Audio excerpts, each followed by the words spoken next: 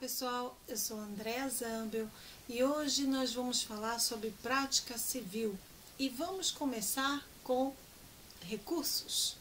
Então, a estrutura do Código de Processo Civil, a partir de 2015, ele trouxe alguns recursos dentro do livro dos processos nos tribunais e os meios de impugnação contra atos judiciais, apenas na parte final de todo o Código de Processo Civil.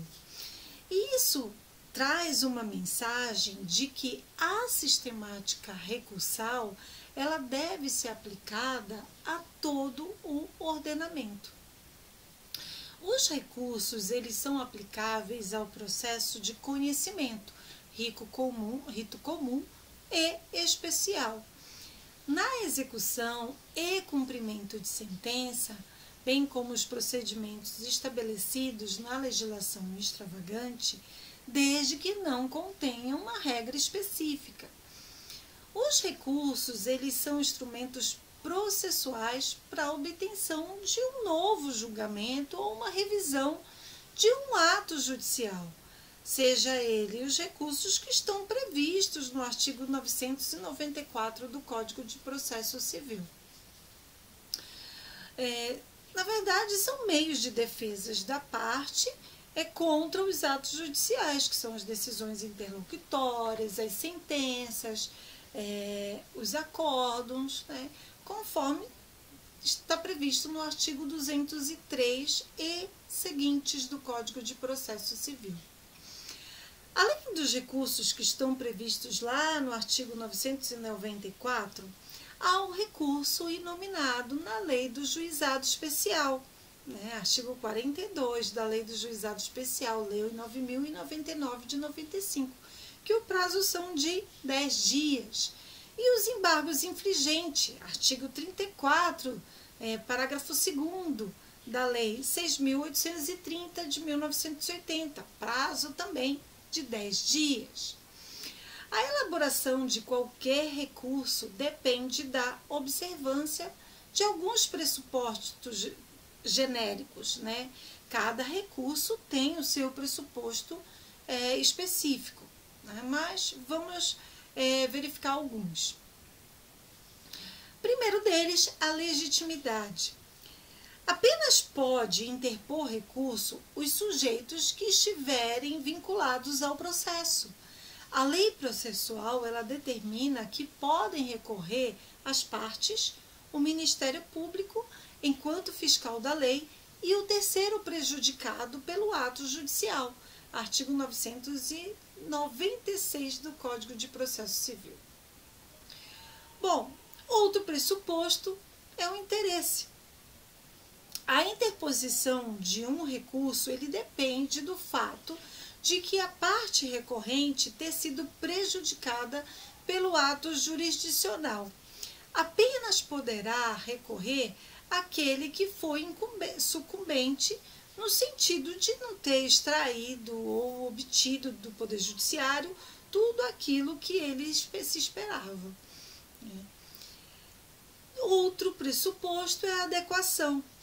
Para cada decisão, existe apenas um recurso adequado, como regra. Para determinar a adequação, é necessário conhecer as espécies de atos do juiz, conforme tem previsão lá nos artigos 203 e seguintes. Outro pressuposto é a tempestividade. O Código de Processo Civil ele foi responsável pela unificação dos prazos recursais. Isso significa que, com a exceção dos embargos de declaração, cujo prazo é de 5 dias, todos os recursos devem ser interpostos no prazo de 15 dias. Artigo 1003, parágrafo 5º do Código de Processo Civil. Outro pressuposto é a motivação. Todo recurso ele deverá conter as razões pelas quais entende a parte recorrente haver a necessidade da reforma ou anulação do ato que está sendo recorrido. Na prática, essa motivação recursal ela é denominada como razões ou minuta, no caso de um agravo, né? E, consequentemente, a resposta do recorrido é denominada contra-razões ou contra-minuta para o caso do agravo. Nesse ponto, é relevante fazer um seguinte questionamento. Quando é necessário a elaboração diferente de petição, de interposição do recurso e de razões recursais? Por uma questão prática, a gente acredita que a distinção entre petição de interposição e razões recursais, como será o exemplo que nós vamos falar hoje, que é o recurso de apelação, é necessário apenas quando o recurso é interposto em um órgão diferente daquele em que é julgado. Na apelação, por exemplo, o recurso é interposto na primeira instância e, posteriormente, encaminhado ao tribunal para o julgamento. Nesse caso, por haver distinção de juízos de interposição e julgamento, é necessária a elaboração de petição de interposição. Ao contrário, sensu, sendo o recurso interposto no mesmo órgão em que ele está sendo julgado, é dispensada a petição de interposição. Chamo a atenção para vocês porque no processo civil as razões recursais sempre serão apresentadas no momento de interposição do recurso, sob pena de não conhecimento por insuficiência ou inexistência de motivação. Outro pressuposto é o preparo. Equivale à obrigação da parte recorrente de comprovar no ato da interposição do recurso o pagamento. Pagamento de quê? Das custas judiciais, que correspondem à taxa judiciária que é estabelecida pelo órgão judicial. Do porte de remessa e de retorno, são as despesas para a locomoção do processo para fora da comarca ou seção judiciária, por exemplo. Remessa dos autos do Tribunal de Justiça do Estado de São Paulo para o Supremo Tribunal Federal. Como ocorre com as custas, cada tribunal tem a competência de fixar o valor do porte de remessa e de retorno de seus recursos. Isso tem previsão lá no artigo 1007, parágrafo 3º do Código de Processo Civil, que fala que é dispensado o recolhimento do porte de remessa e de retorno no processo em autos eletrônicos.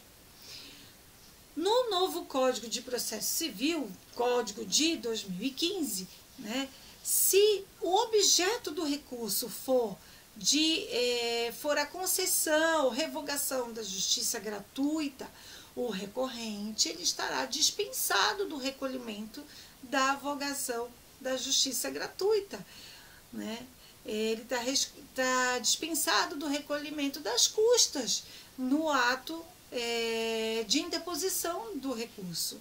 Artigo 101, parágrafo 1º do Código de Processo Civil. Outra coisa que traz o Código de Processo Civil é que ante a falta de preparo, ao invés do relator não conhecer logo de primeira o recurso, ele tem que conceder prazo de 5 dias para que seja sanada essa falha da parte.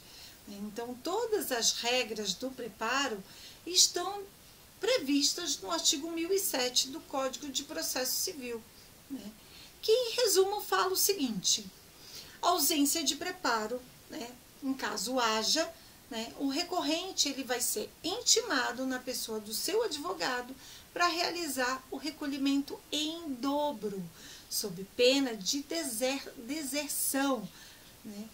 E se houver nesta situação de recolhimento em dobro a insuficiência parcial do preparo, inclusive porte de remessa e retorno, o recurso será deserto, não podendo ser o recorrente intimado novamente para a complementação. Segunda hipótese, insuficiência do preparo. Juiz concederá prazo de 5 dias para que o recorrente complete o preparo, sob pena de deserdação. Outra hipótese, justo impedimento. Quando provado o relator, revelará a pena da deserdação por decisão irrecorrível, fixando aí prazo de 5 dias para efetuar o preparo. E outra hipótese, equívoco no preenchimento das guias de custas. Não implicará a aplicação de pena de deserção, cabendo ao relator, na hipótese de dúvida quanto ao recolhimento, intimar o recorrente para sanar o vício no prazo de 5 dias. As pessoas jurídicas de direito público, a União, os estados, Distrito Federal e municípios, autarquias e fundações públicas e até o Ministério Público, estão isentas de recolhimento do preparo, inclusive porte de remessa e porte de retorno. Bom, outra hipótese é a forma. O pressuposto é a forma. O recorrente ele deverá respeitar os requisitos próprios de cada recurso, com observância na formalidade estabelecida para cada espécie recursal. Bom, falamos de uma forma geral de recursos, e vamos hoje falar sobre a apelação. O recurso de apelação ele tem previsão lá no artigo 109 e seguintes do Código de Processo Civil. E é adequado para a impugnação de sentenças, sejam elas com resolução de mérito na sentença definitiva, artigo 487 do Código de Processo Civil, ou proferidas sem resolução de mérito, sentenças meramente terminativas, artigo 485 do Código de Processo Civil.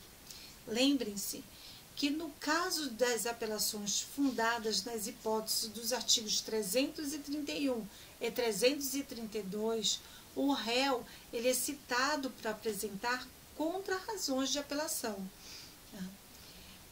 Por expressa determinação legal, o recurso de apelação ele deve ser exercido por petição.